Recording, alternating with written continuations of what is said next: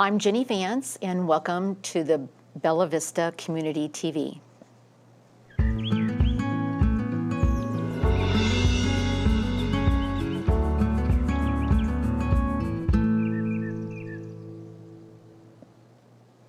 Good morning. Welcome to the Garden Show. I am Ginny Vance. I am the Vice President of the Bella Vista Garden Club, and with me today I have Susan Esche, who is with the fellow Master Gardener with me. I'm so happy and excited to have you here today because your knowledge is so well versed in every garden aspect that you do. I know you garden every day, and you have your hands in soil, and you volunteer for the Botanical Garden in Fayetteville, and like I said, every day you're at Helping Hands. I know last week when we had that 5 inches of rain, 6 inches of rain, a group of you were down there harvesting sweet potatoes, and I love that picture that you had, that you were all in dirt. So I'm so excited to have you today. Susan is going to talk about today about in the garden in the fall, we lose a lot of color. So you're going to talk about different plants that you can plant at this time of year to bring some color back into the garden.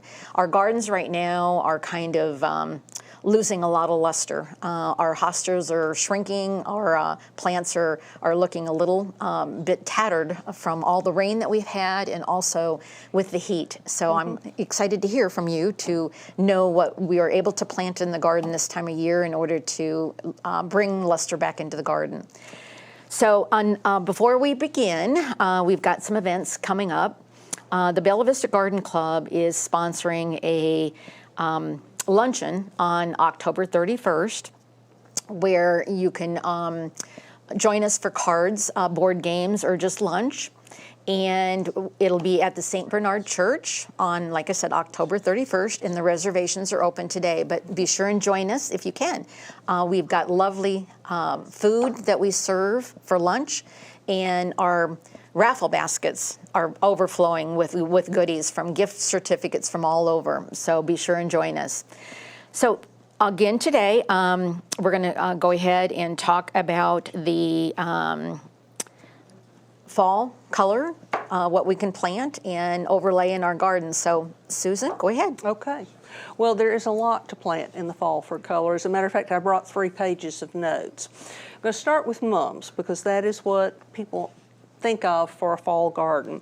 And the first thing about putting mums out is if you intend to plant these in the ground and you want them to come back next year, you want to make sure that you're buying garden mums because the florist mums will be lovely on the porch or inside, but they will not, they won't come back next year. They're just not cold hardy enough. So you look for garden mums.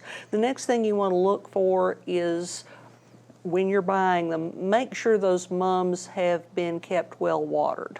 You know, if they look a little shriveled, if they look a little gray, do not buy those because once a mum gets really stressed for water and starts to wilt, you can water it and you'll get the foliage to come back, but the flowers will not open properly. So you want to buy a mum that's been kept well watered, and when you get it home, you want to water it again. And the best way to water mums is from the bottom.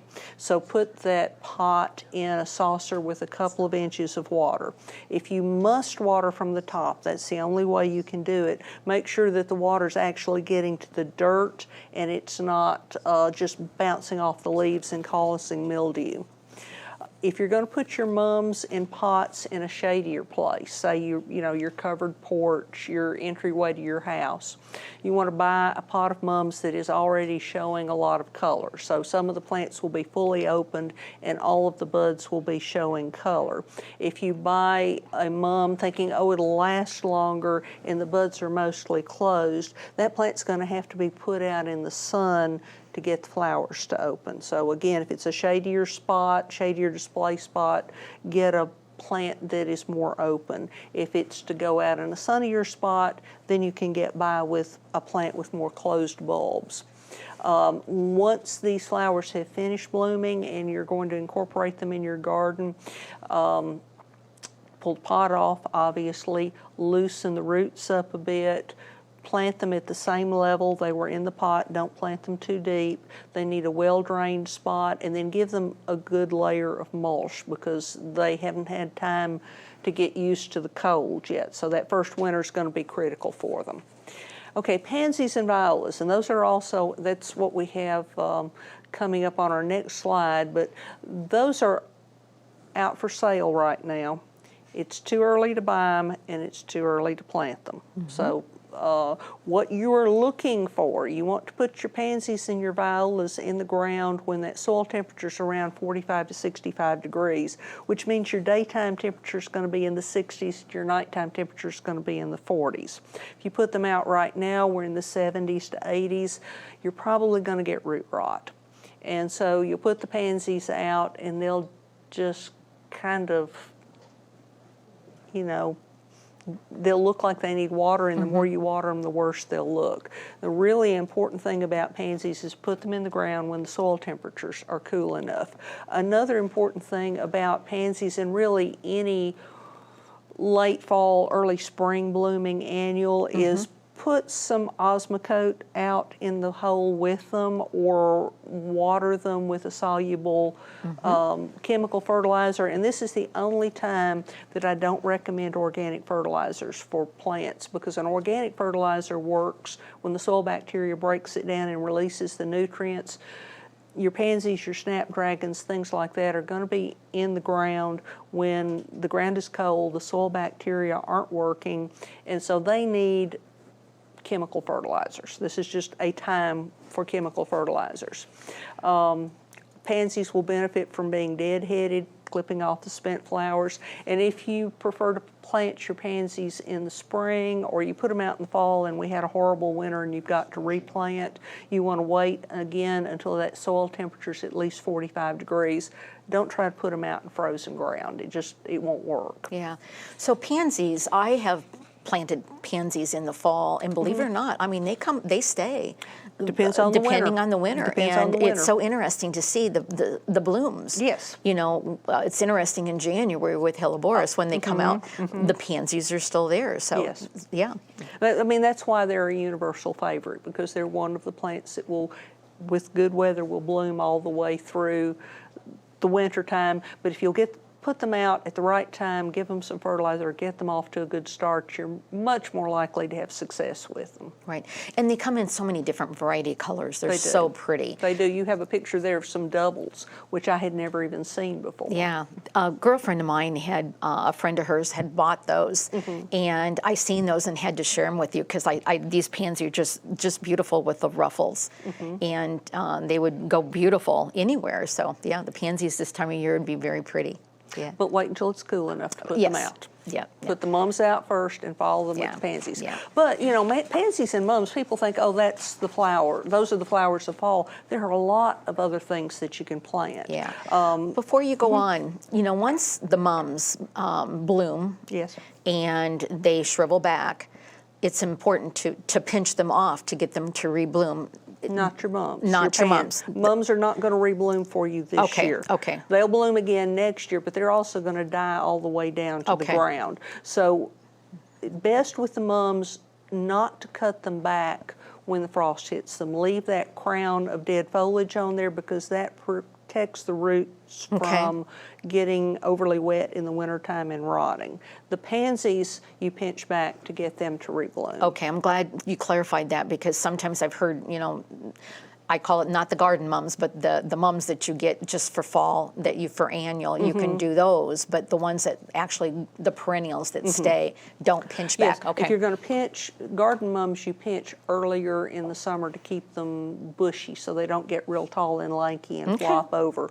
But you stop doing that at 4th of July. The 4th of July? And then let them go ahead and form their bulbs. So you shape them before 4th of July, and then from 4th of July until now, the flowers develop. Okay, perfect. Thank you. Can we talk about some other plants? You sure can. Okay, snapdragons, ornamental and edible kale. I just helped plant about 500 kale plants at the Botanical Garden They're this beautiful. week. They are beautiful. Swiss chard is another edible vegetable that is beautiful in the fall garden. Again, red mustard is a good one, and then that good old standby Dusty Miller. So all of those are annuals that if you put them out now will last probably until January, and some of them, snaps will come back in the spring. They'll get a little beat up in the wintertime, and then they'll bloom for you again in the spring. And then we've got fall blooming perennials. The next slide up is a toad lily, which is a Tricertus formosoan, if you're being formal with it. But this is what I like about toad lilies is they are a shade lover. So this is something, as you said, your hostas are getting a little shabby looking right now. You can plant these in amongst the hostas, and they just kind of come out and they shine in that shady garden in the fall. Is that a tuber? Is a toad lily is that a tuber? It is not. It is called a toad lily, but it is not a tuber. It is a perennial. Oh, okay. And then another good fall perennial is called chelone or turtle head, and that comes in pink and white. And again, it's a good shade plant. Japanese anemone. These are beautiful flowers. I have trouble in my yard, the deer like them, so not so much luck with those. Then obedient plant, which, you know, everybody's grandmother had. And then you get to, you talked about tubers, there are autumn crocus and saffron crocus that bloom in the fall, and they have a lovely light lavender color. And then there are the asters, and that's just, we could have a whole show on those. The next picture up, those are an aromatic aster. They like sunshine, they like dry spots, but then there is a whole group of asters, the Aster macrophylla, which is the big leaf aster, and the wood asters are shade plants.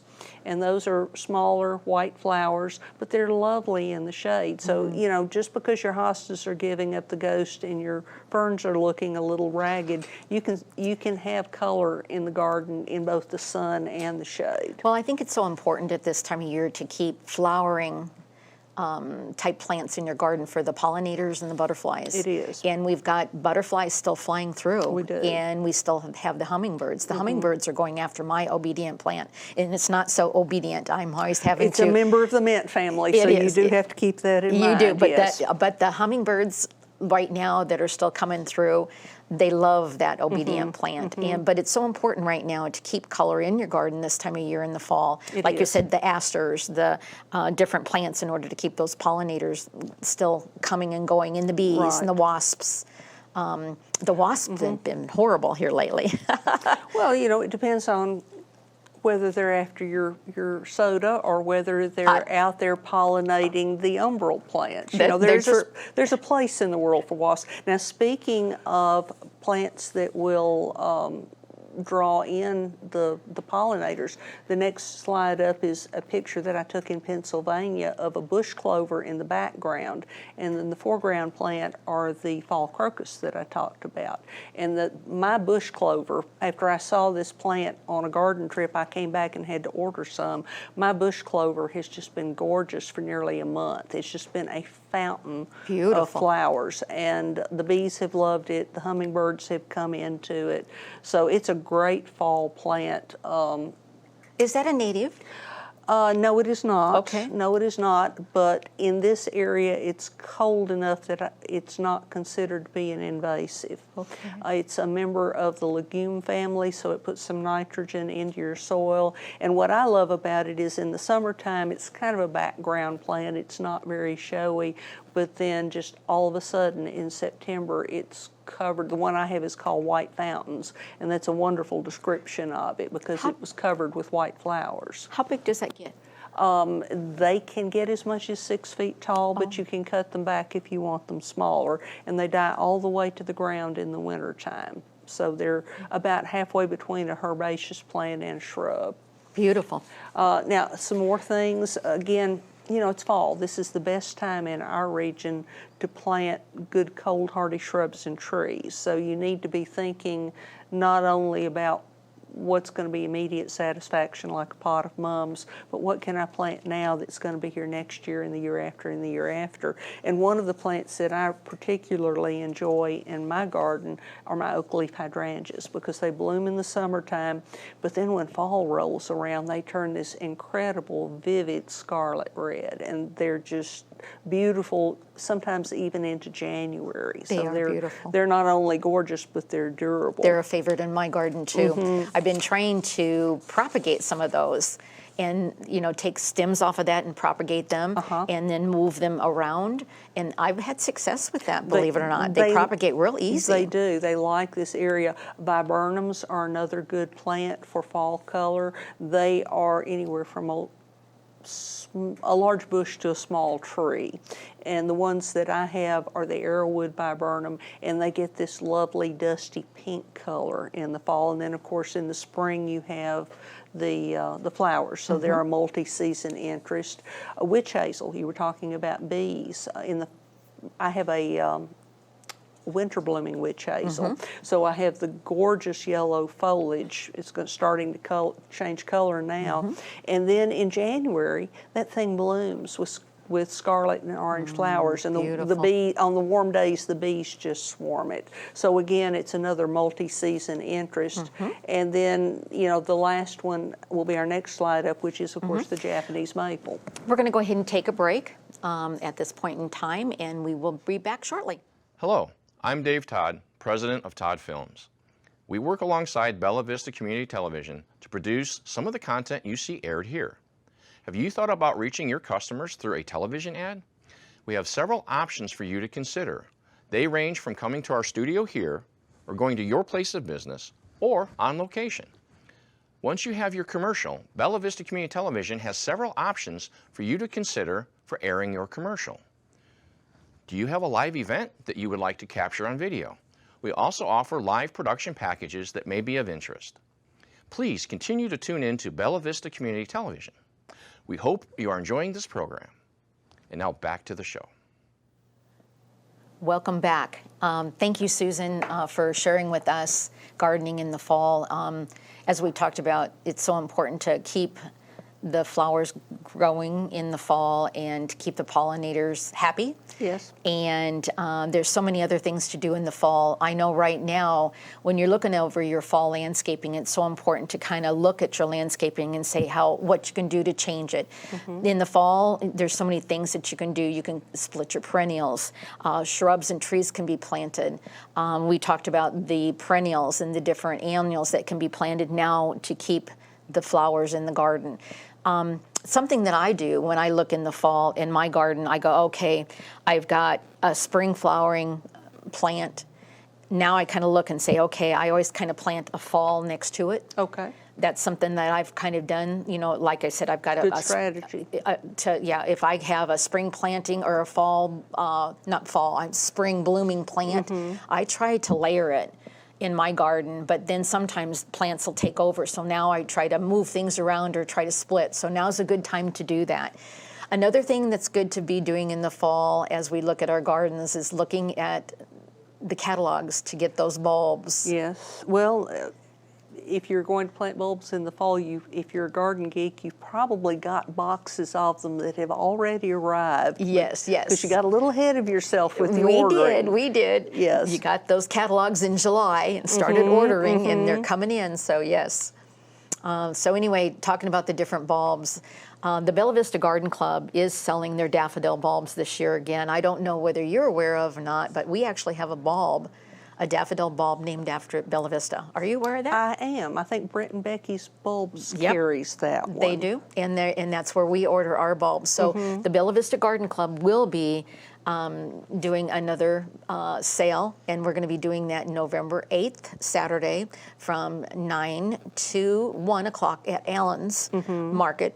And I think you're very wise to wait until November. That is a mistake that a lot of people make because the bulbs show up in the big box stores in August and September as soon as the back to college merchandise moves out. Oh, I'm supposed to plant my bulbs. August and September, the ground's too hot. Unless we had an epic rain like we did recently, it's probably too hard to dig a hole in. November's a much better time to plant your bulbs. I have to tell you a story. So I moved here from the Omaha, Nebraska area, and we started planting bulbs in October. When I first moved here in 2018, I went ahead and started planting my tulip bulbs. They bloomed in January.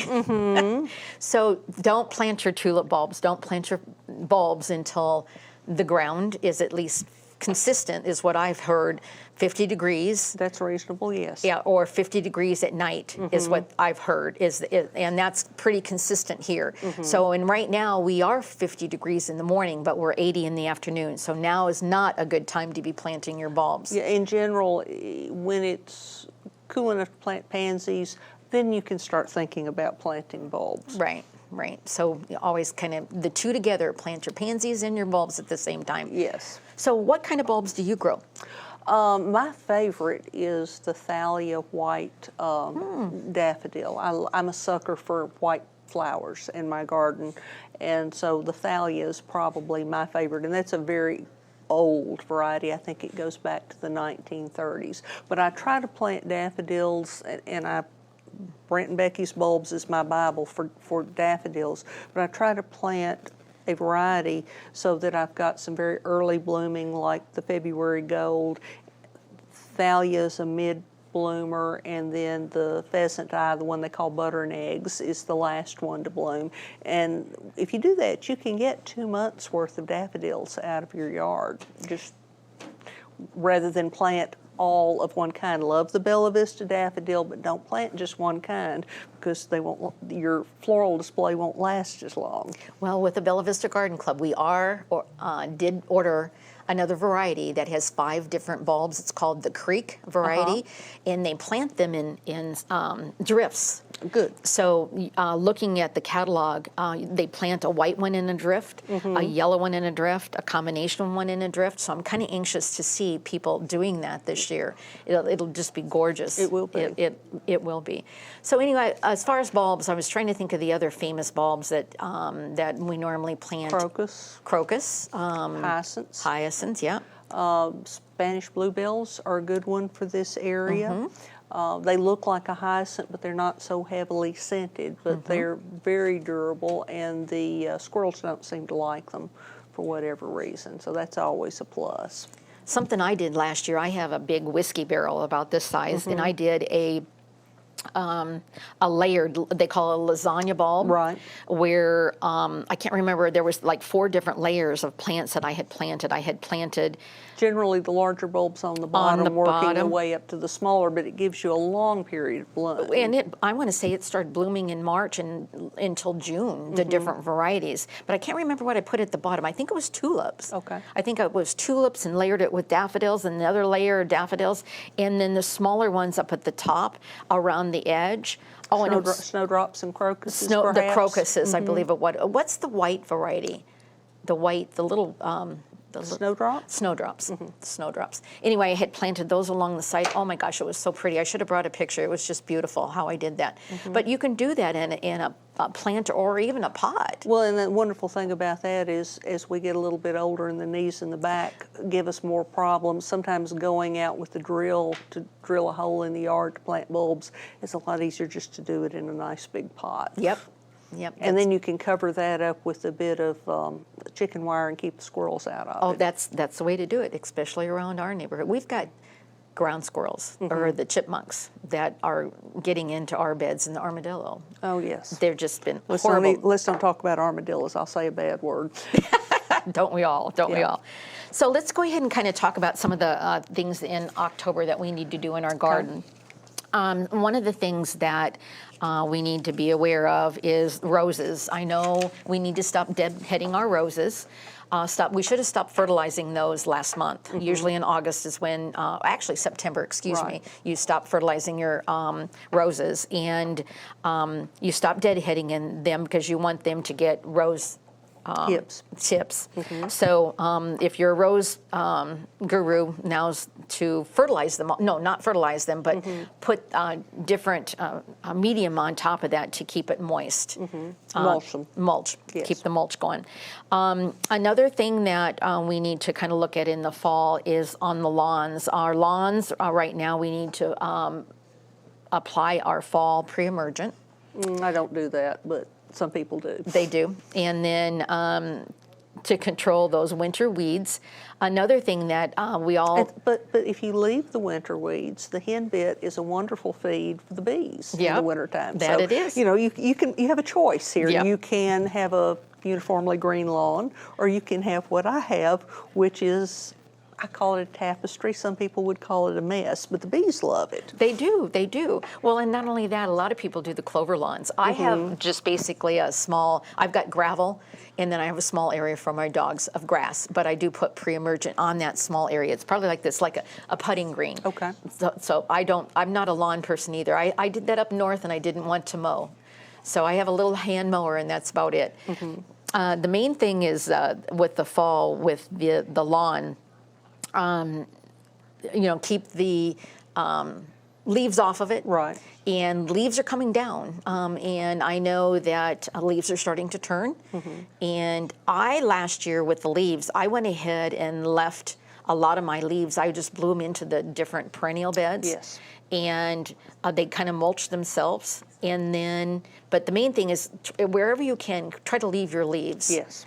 And that helps with the different insects, and It gives the insects winter cover, and it also keeps those nutrients on your property instead of sending them to the landfill. yeah. So, you know, I know everybody is so concerned with their leaves, you know, trying to get them into bags and stuff. If you've got a beautiful lawn, you know, keep them off the lawn. But if you can push them off or move them off into your garden beds, do so. Layer them, you know, keep them in there. The main thing, you don't want it to be layered around your plants so that they get mold. But, you know, start deadheading your plants, cleaning up what you can. The dead plants, you need to get rid of those and keep it, you know, wherever you can. So anyway, the main thing is the fall's here. It's right around the corner. Our changing of seasons is here, and I love it.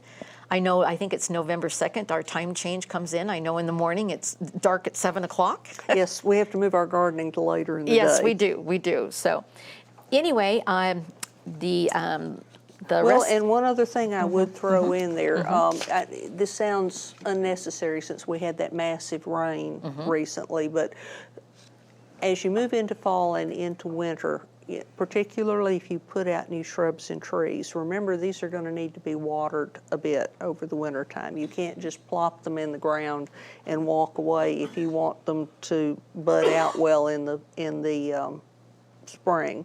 So they're going to need about an inch a week, and if it rains an inch that week, great, you can skip it. If it doesn't, find a warm day and go out and water them a bit and keep those roots moist, because while the tops are dormant, that's when your biggest root growth takes place. So you want to keep those areas where you've put out new shrubs and trees well mulched, as you described, and also keep it watered. Keep it watered and keep it moist. I know we all roll up our garden hoses and put them away, but you're going to have to truck them back out a couple of times during the winter if you set out new trees and shrubs. And it's important this to year. do that. Yes. It is very important. After a year in the ground, you can usually back off of that, but the first year it's very important. Sounds good. Before we end, I want to remind everybody about our upcoming clubs. I know you and I both belong to the Benton County Master Gardeners, and our next meeting is coming up here on October... 7th. What date is it? 7th, I believe. The 7th, yeah, the 7th, yeah. So our next meeting will be October 7th. Visitors are always welcome. Visit our website, and if you need more information. Our Bella Vista Garden Club next meeting will be Wednesday, October 22nd at the Bella Vista Community Church. So be sure and visit all of our different websites for detailed information, and hopefully we'll make it through the fall. Very good. Thank you so much, Susan, for joining us. Thank you for asking me, Jenny. You're welcome. Take care.